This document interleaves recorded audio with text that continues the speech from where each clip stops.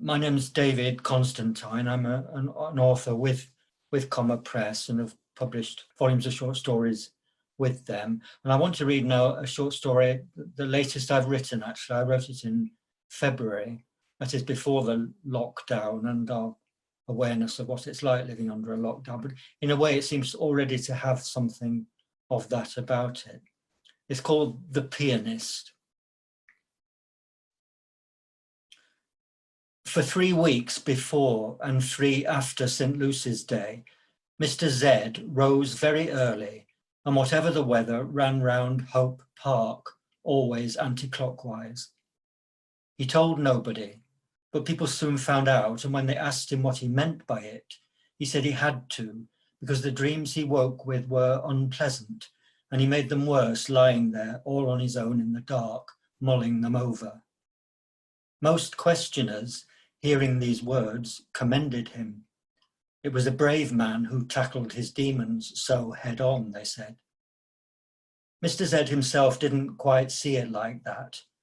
To be honest, he began, but then broke off, not wishing to speak of the experience, so precious had it quickly become to him, and a thing not to be divulged. Getting out of bed was the worst part. The dreams clung on him all over his face, in his hair and around his heart like locusts, crabs, bats. But as he got dressed and brewed himself a coffee and chewed a crust of bread, they withdrew into the place they had come from at the back of his head and left the rest of him in peace. Whatever the weather, as he jogged across the road and into the park, his spirits were lifting. Mr. Z wore a small head torch, gift of a former friend, and after a few stumbles, accustoming his eyes and feet to something new, he got the hang of the dark, and like any other nocturnal animal, had soon made a track for himself all around the perimeter of his territory. He knew, he read the papers, that in the darkness he chose to enter every day of the week, there must be others far worse off than himself, fellow humans of both sexes, in wrecked tents, damp sleeping bags, drunk, drugged, or wide awake, cold sober, and in anguish.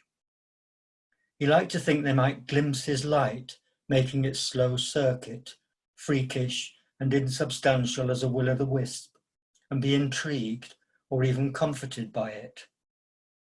Only rarely did he encounter any of these sleepers out. Once, a couple lay embraced and uncovered across his path. Quite suddenly, they were there. I leapt them. How Mr. Z wished he had somebody waiting for him in a warm house to whom he could say those 3 small words, in horror, pity, and yes, in pride. I leapt them. Next morning they were gone, and never again did they lie in his way. Real darkness, along with much else that the soul can't thrive without, is of course impossible in towns nowadays. Still, it was not nothing, the darkness that Mr. Z ran in, anti-clockwise, around Hope Park. His 3 weeks approaching the year's midnight, his 3 weeks coming a little way out of it, that surely counted. And during the sloughs and troughs of his average working day, it served him as an encouragement. It helped. He felt glad of it, proud even. By his own effort, he came into an hour of the best darkness the town could offer, and into a silence that the sounds of his own breathing, his feet on the earth, remotely a train, closely a calling and answering of owls, only enriched. Seen from above, Hope Park might somewhat resemble a lake, with many small bays, inlets, and headlands. Somewhat, but not much, since it sloped away north quite steeply, and the marks of medieval ridge and furrow farming ran very visibly across it from west to east. It had several fine oaks and chestnuts, and its entire border was more or less wooded. Mr. Z's morning course was perhaps 3 miles. About half the way round stood a gatehouse in which, visible to him as soon as he came in off the road, a light shone.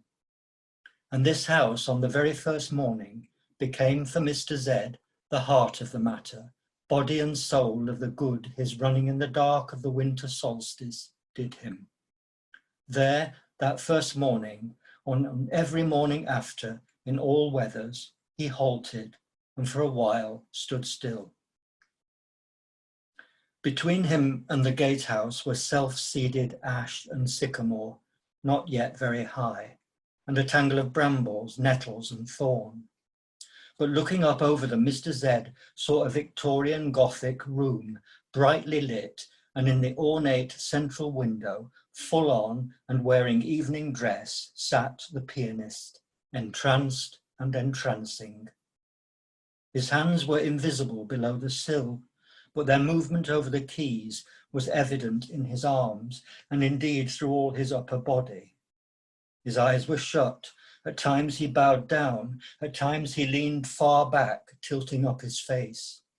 He was feeling for the music, bringing it forth, listening. A man in his late 30s, perhaps, clean-shaven, a very pale complexion, and very black hair neatly combed.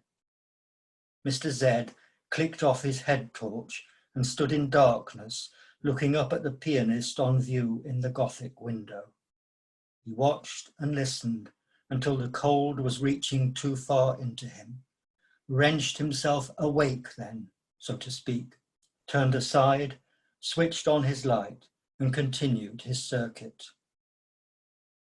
All day in his routine, in the loneliness he was long accustomed to, Mr. Z dwelled on his encounter.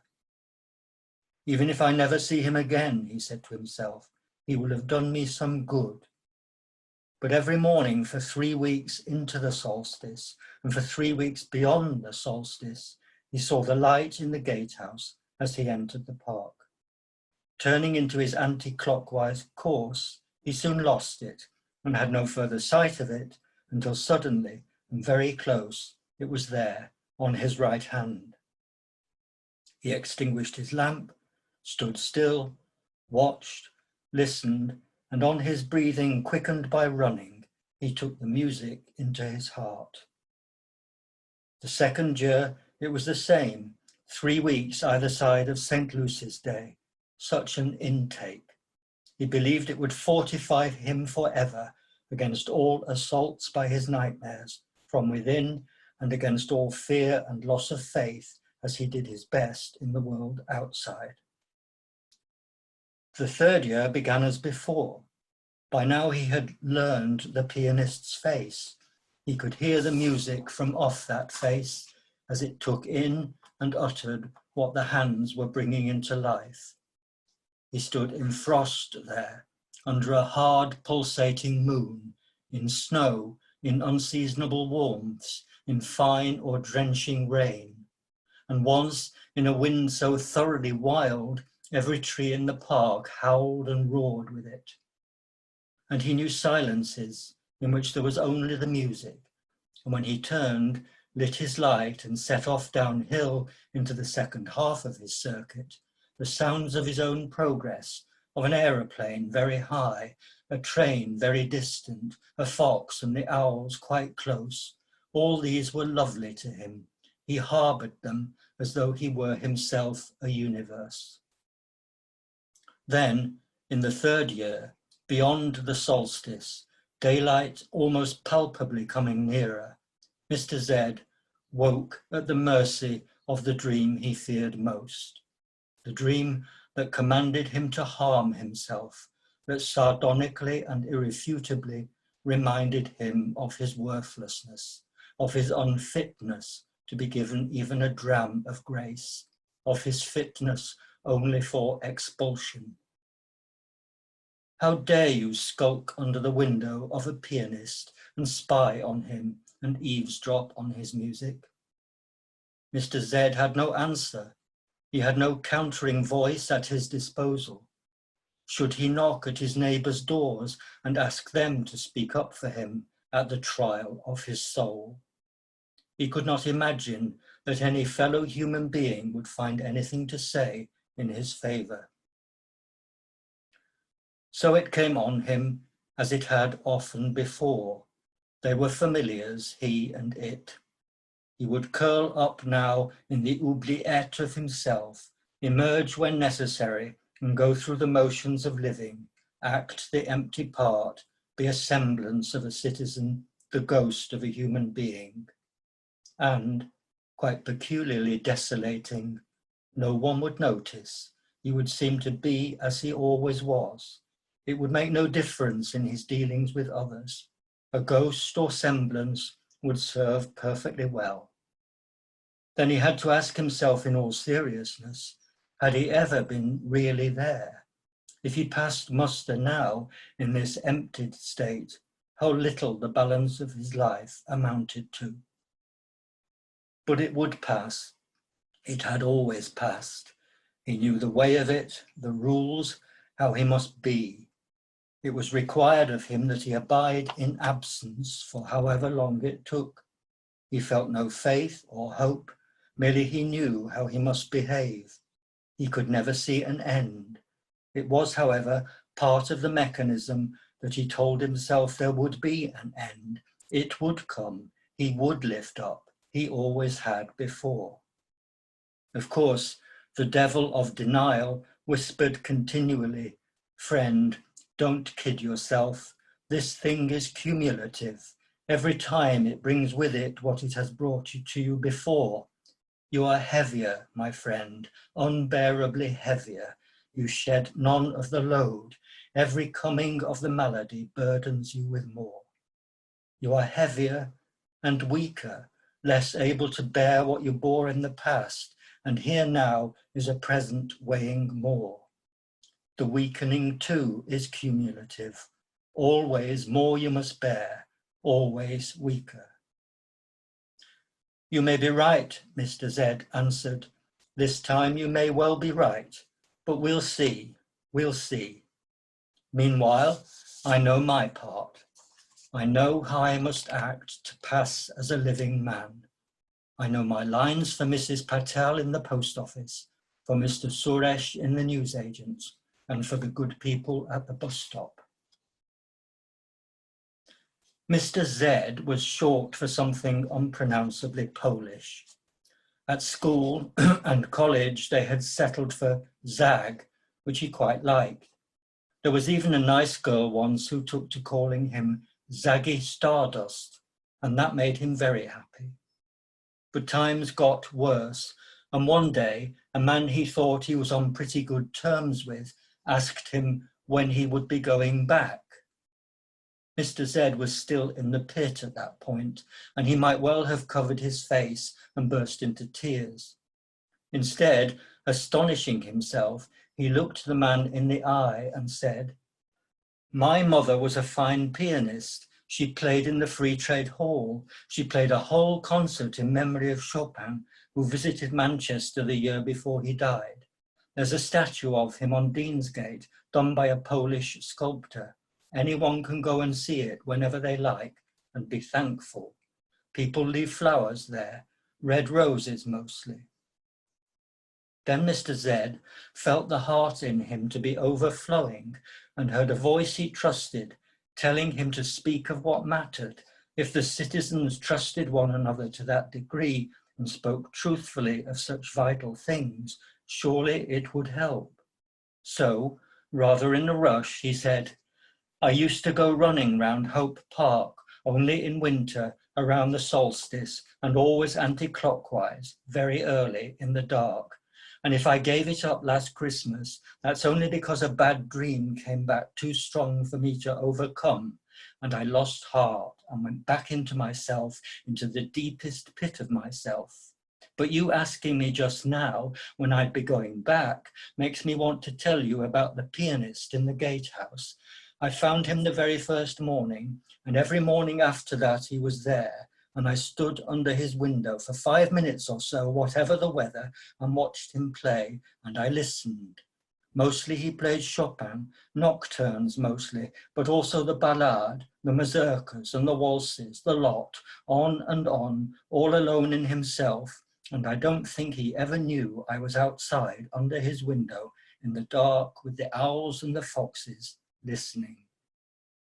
But then Mr. Z fell silent, thinking that he had perhaps made a mistake, for the man who wondered when he'd be going back was looking at him pityingly and said, "That Notter, it's his breakfast table he's sitting at, not a bloody piano. He dresses up like that because he's off his head. He believes he's playing a piano. He believes he's a concert pianist. For all I know, he's another fucking Pole and he thinks he's Chopin." "With respect, sir," said Mr. Z, "in this matter at least you are not correct. In fact, you are quite wrong. I have my ups and downs, good days and bad. In fact, if I'm honest, I have whole weeks and months of nothing but bad. But in this matter at least, I am right. On 117 very early mornings, I paused in my circuit and stood in the dark and watched and listened to a man with his eyes shut, in evening dress, with black hair and a very pale complexion, play the piano, mostly Chopin, to, as he thought, nobody but the angels, and he played his best, heart and soul, for no applause that he ever knew of, for himself and yet not for himself, all alone and yet not alone. I heard it, sir. I watched it happening. With my own eyes, I saw it being done." Hope Park isn't a park anymore. The council let it go. I don't mean they flogged it off for unaffordable housing. They just let it go, within reason, the perimeter railings, to do as it pleased. They called it rewilding. So no more rock concerts, fun fairs, hot air balloons, bonfire nights. But give it a few more years, we'll have a small forest of Arden. What became of Mr. Z, I have no idea. I can imagine he'd be glad of the bird song in the many more trees. In the latest very heavy rainfall, biblical as they call every such deluge nowadays, the derelict gatehouse collapsed, killing a man sleeping rough in the upper room. The roof and ceiling caved in and took most of that floor right through into what had once been quite an elegant living room. It was some weeks before they could demolish the house safely and clear the debris away. So by the time they uncovered the rough sleeper, he had become difficult, perhaps impossible, to give a name to or guess his years. All of his kind look old. He had no blanket and was very poorly clothed against the season, and had curled himself up small, lying on his right side and tucking his hands into his armpits, trying to keep warm. Those hands, it is reported, were surprisingly soft and white, the fingers long and supple, the nails clean.